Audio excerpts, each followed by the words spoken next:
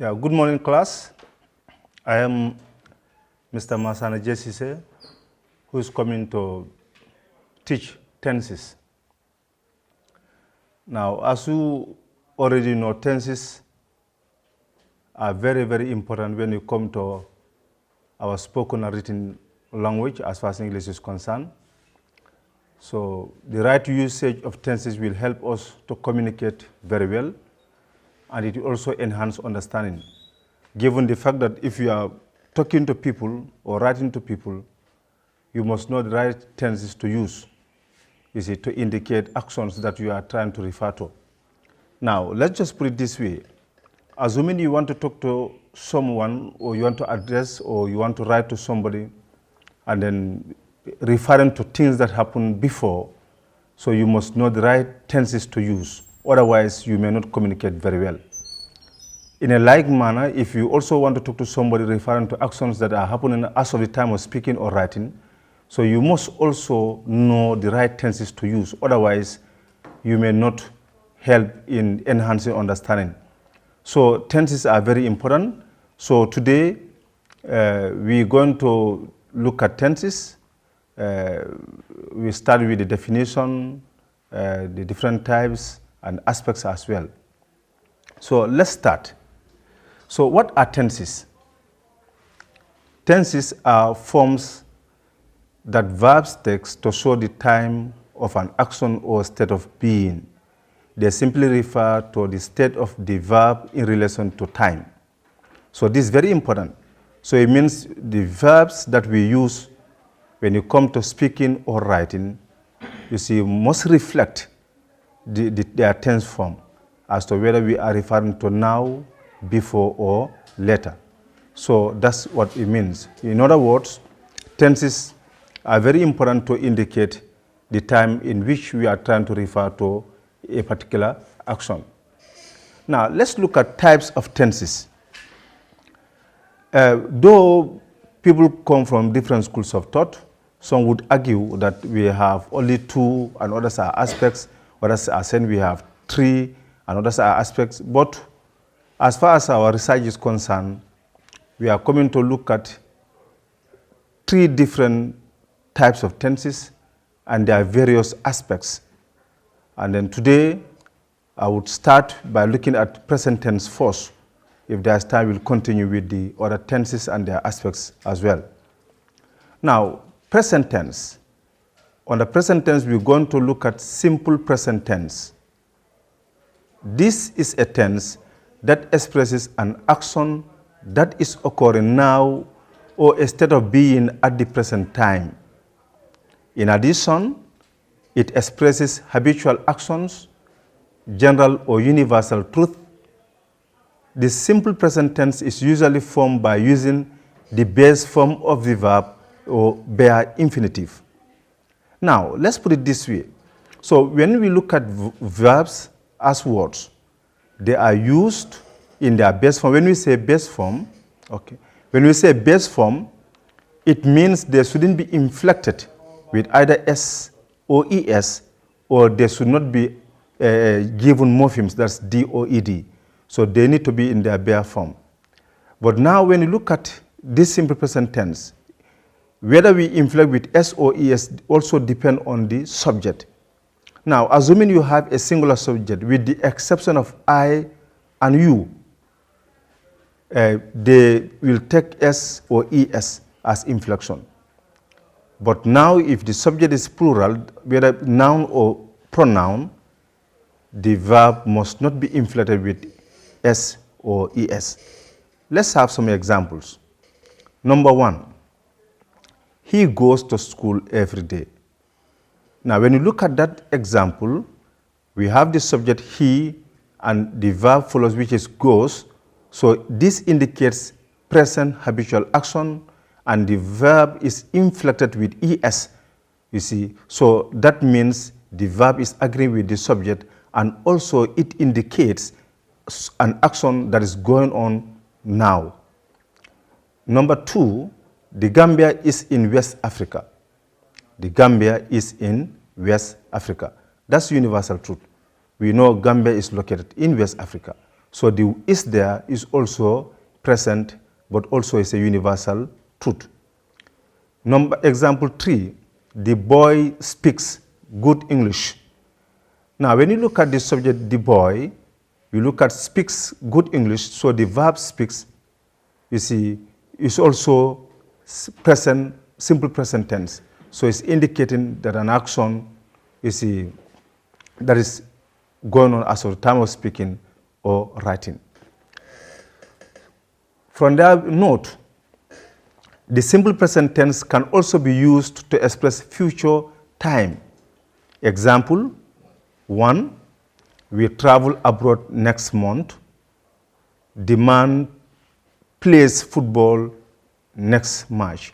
So when you look at the two verbs in those examples, travel and place, they are also indicating an action that is expected to happen later.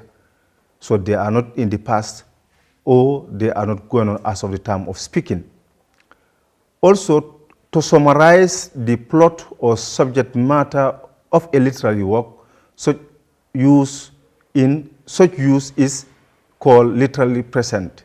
Example, 1, in Harvest of Corruption, Chief Ade Amaka is the main character in the play.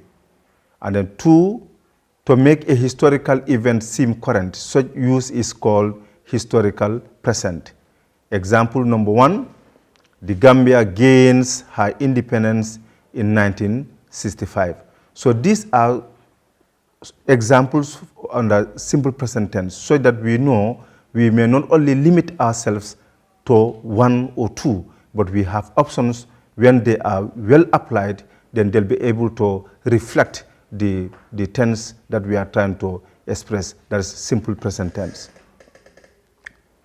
Then we also have another aspect on the present tense, that's present continuous tense.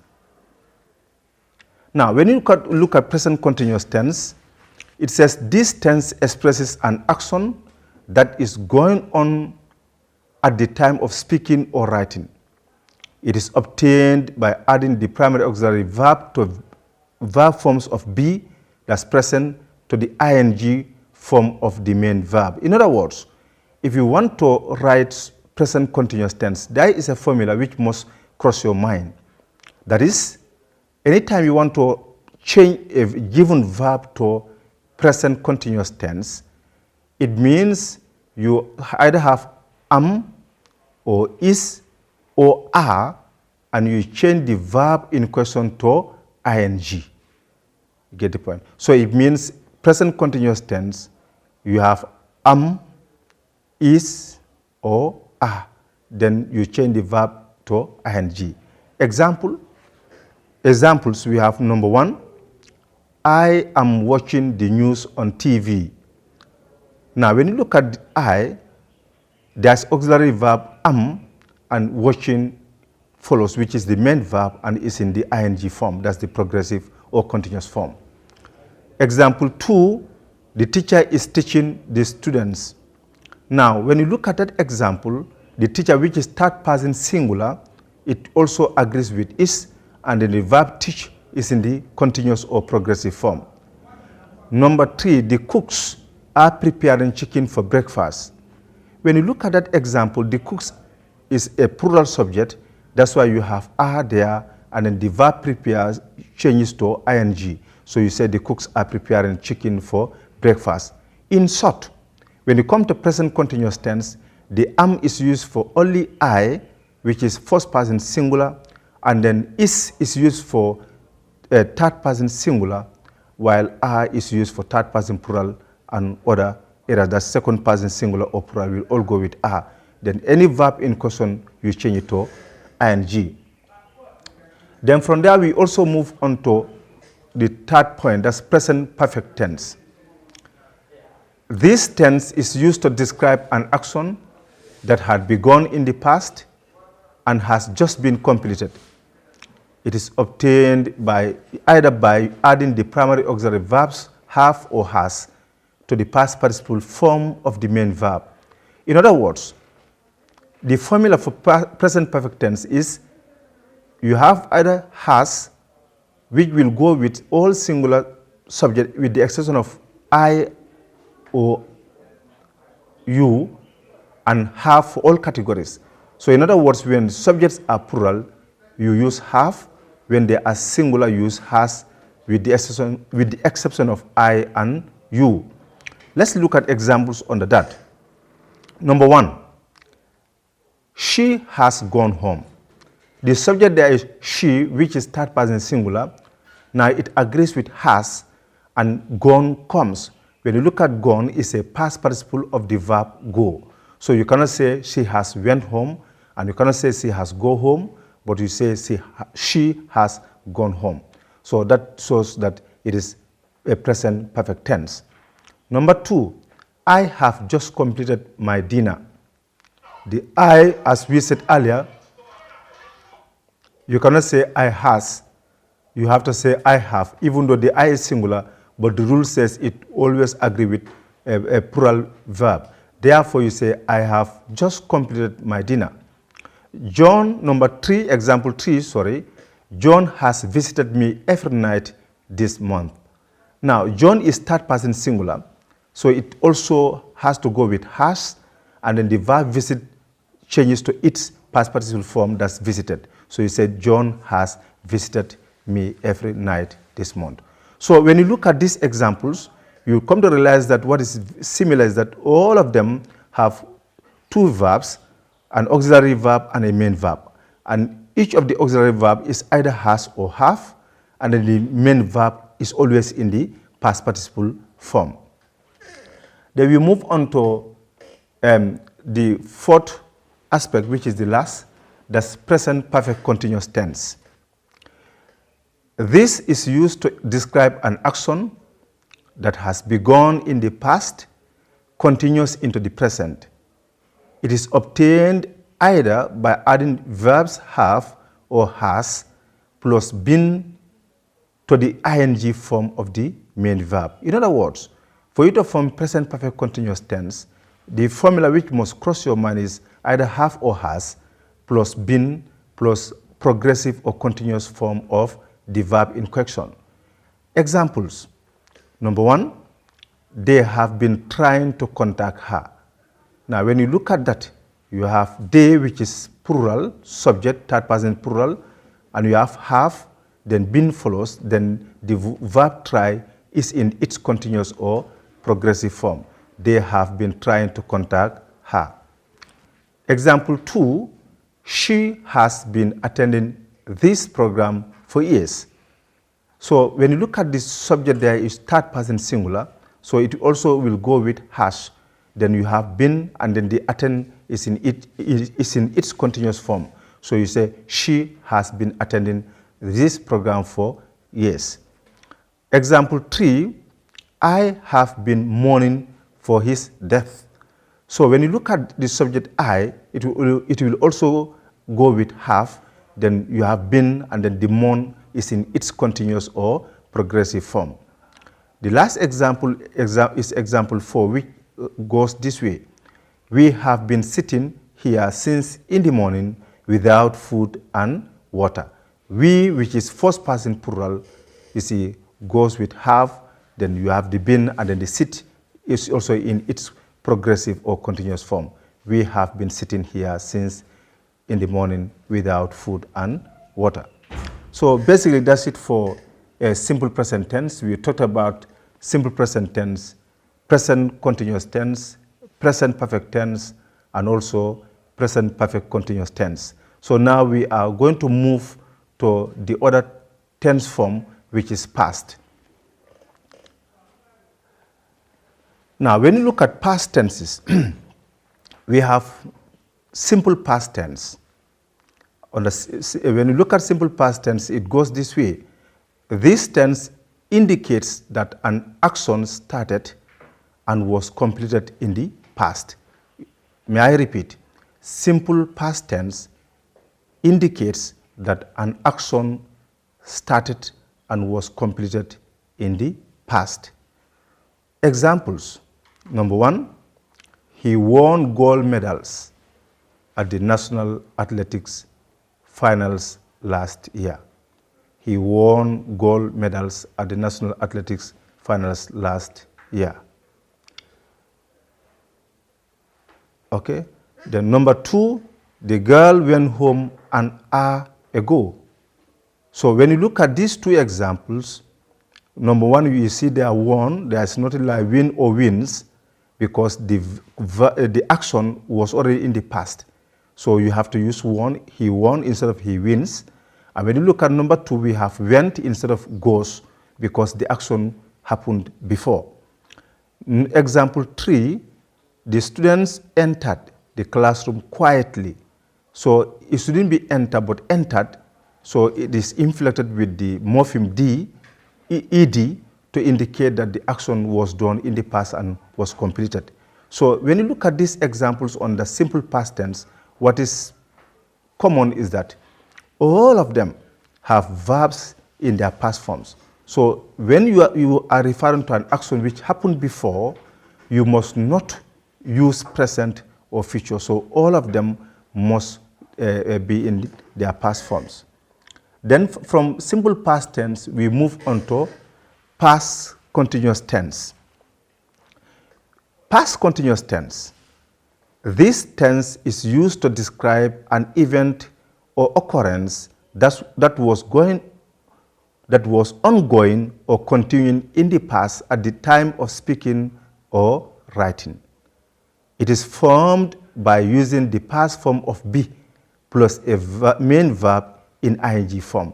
In other words, when you come to past continuous tense, what must also cross your mind as a formula to tackle this is that you must either have was or were, depending on the subject, and then the verb in question changes to ing. If the subject is singular, it goes with was. If it is plural, it goes with were. Let's look at some examples. Number 1, the sun was shining every day that summer. The sun, which is singular, it goes with was, and then the sign is in the progressive or continuous form shining. Example 2, we were playing football at the field. Now, when you look at the subject we, is first person plural, and that's why you have where, and then the verb play is in its continuous or progressive form. Example 3, the audience was applauding until he fell off the stage. The audience there is a collective noun, but is regarded as a unit. That's why it's agreeing with the verb, auxiliary verb was, and then the applaud is also in its progressive or continuous form. So that's why I said the audience was applauding until he fell off the stage. Number 4, while Ramatullahi was going to the market last Friday, she lost some money. Now, when you look at Ramatullahi, which is singular, third person singular, that's why you have the was, and then the go changes to its ing form. So you say, while Ramatullahi was going to the market last Friday, she lost some money. So when you look at this past continuous tense, when you look at all the examples that I have given so far, one thing is common, that is all of them have auxiliary verbs plus main verbs. Now, each example has one auxiliary verb and one main verb. And this auxiliary verb is either was or were. And as I explained earlier, you have to use was or were depending on the subject. When the subject is singular, you use was. When it is plural, you use were. And you change the verb in question to its corresponding continuous or progressive form. Then from there, we move on to past perfect tense. This tense indicates the occurrence of 2 actions in the past where one action was completed before the other. It can also refer to the past when expressing a condition and result. It is formed by using the verb heard and the past participle form of the main verb. When we look at this, this usually the set question from this tense form in was. Usually you have 2 actions. The first action always gives to the emergence of the second action. And then the formula for this is you have had on the first action with the PP, that's past participle, and you have SP, simple past verb, on the last action. So therefore, if you are given an example and you see had and a past participle followed, then it means the last action must only be simple past verb. If there is a dash before and you see the other action with only a simple past form, then the option with had with past participle should be the correct option. Let's look at some examples on the past perfect tense. Examples number 1, we had completed our march before she came. 2 actions are there, but the first one was done before the other, and that's why you say we had completed. So obviously with that, the last action must have only one verb, which is simple past, that's SP. So that's why we say we had completed our march before she came. Number 2, Janke had washed the plates before we ate our dinner.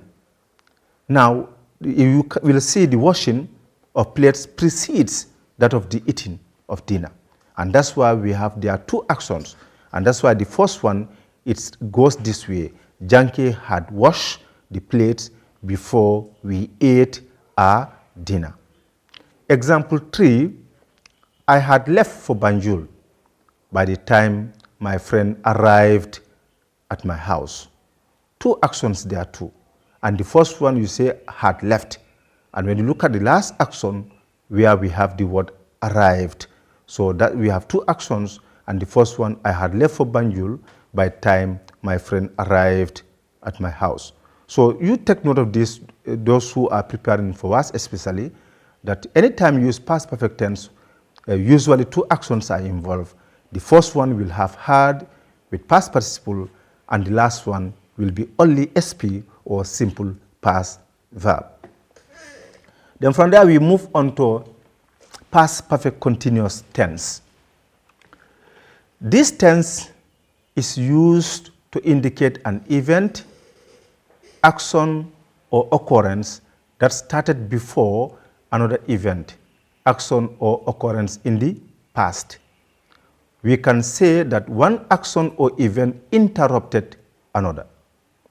It is formed by using the verb had plus been and then the ing form of the main verb. Let me put it in simple language. For past perfect continuous tense, there is also a formula just like I have mentioned earlier. Here, whether the subject is singular or plural, it must go with had first plus been, and then the verb in question is changed to its continuous or ing form. So when the subject is singular like Fatu, like he, it should go with had. When you say the boys, the drivers, the same had, and then been will come, and then the verb changes to its ing form. Let's look at examples on the past perfect continuous tense. Example 1. I had been playing the drums before I was 10 years old. Now when you look at this, you have had, you have been, and then the play is in its progressive or continuous form. I had been playing the drums before I was 10 years old. Example 2. The teacher had been teaching English language until he retired. He retired in 1990.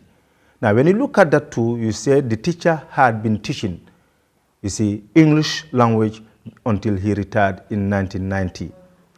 Example 3. She had been walking 3 miles a day before she broke her legs. That example 2, we have she, and then the verb had been comes before work changes to ing.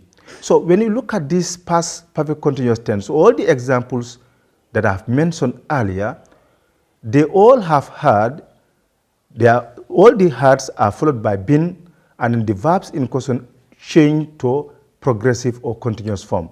So therefore, unlike the present perfect continuous tense, where there's either has or have, this other one is only had for all categories.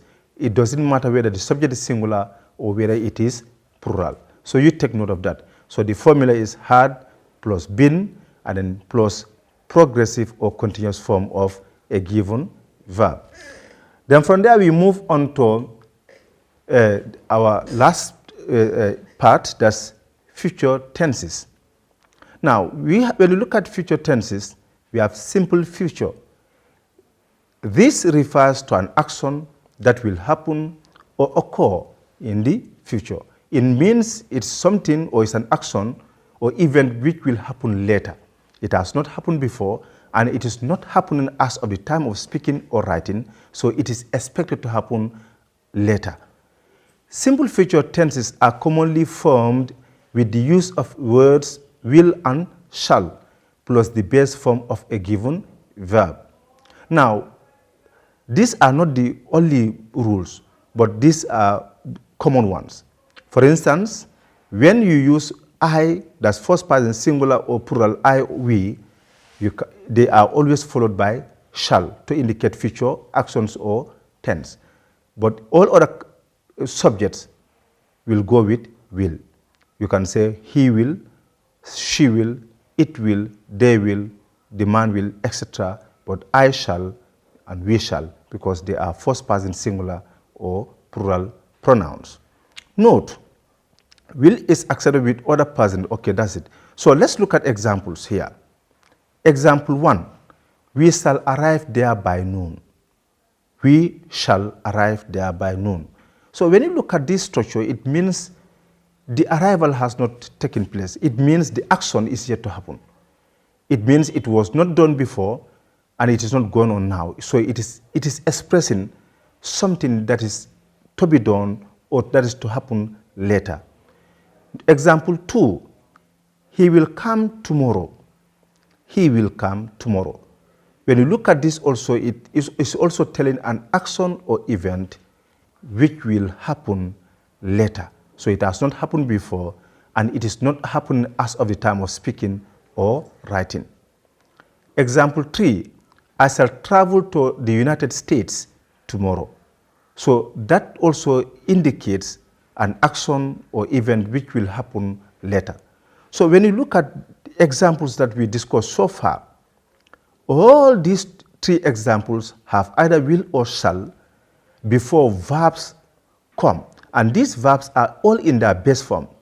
Take note, anytime you use will or shall, the verb which must follow should not be inflected with either S or ES, D or ED. So they have to be in their base form.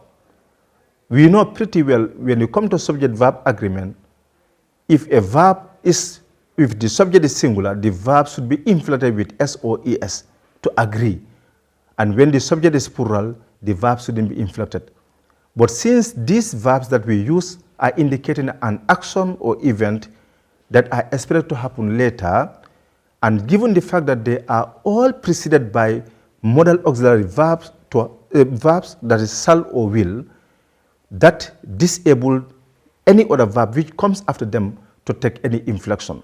So you have to say we shall arrive, we will come, or he will come, I shall travel, and many more. So you take note of that. Then from there we move, okay, note, it may also be expressed by using the present tense of, okay, so when you come to simple future, it's not only the will or shall plus base form of a verb, but there are other indicators of future tense. And A, it says it may also be expressed by using the present tense of be followed by going to and the base form of a verb.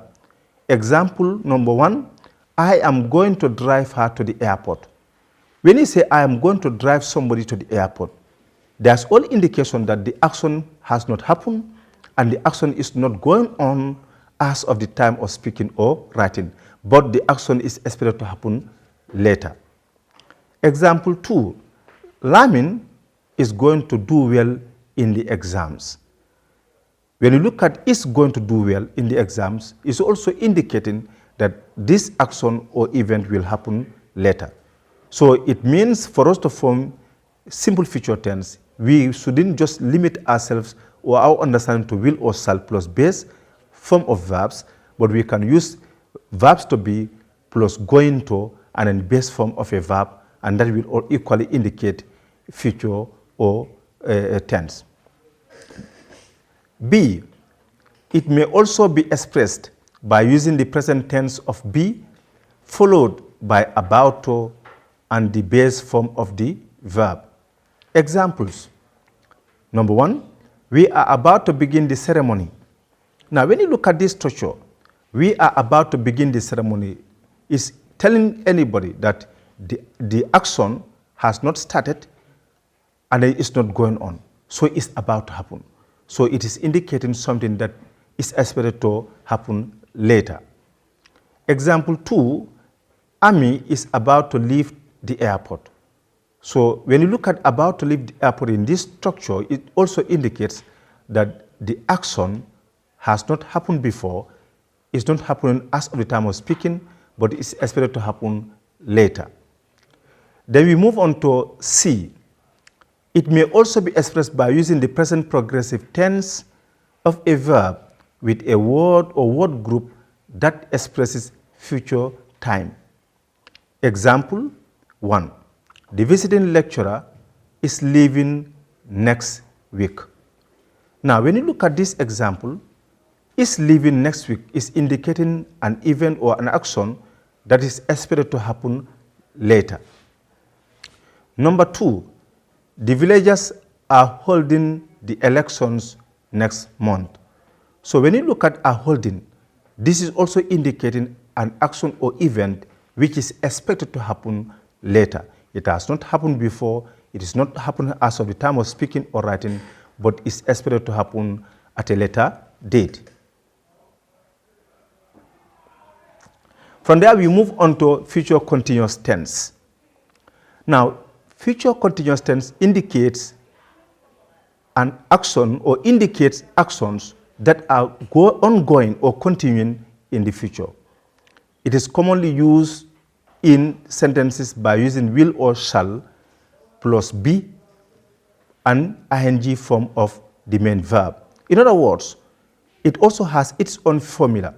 Once you want to change a given tense from present, from past, or whatever to future continuous tense, you must either use will or shall and plus be, and then the verb in question changes to its continuous or progressive form.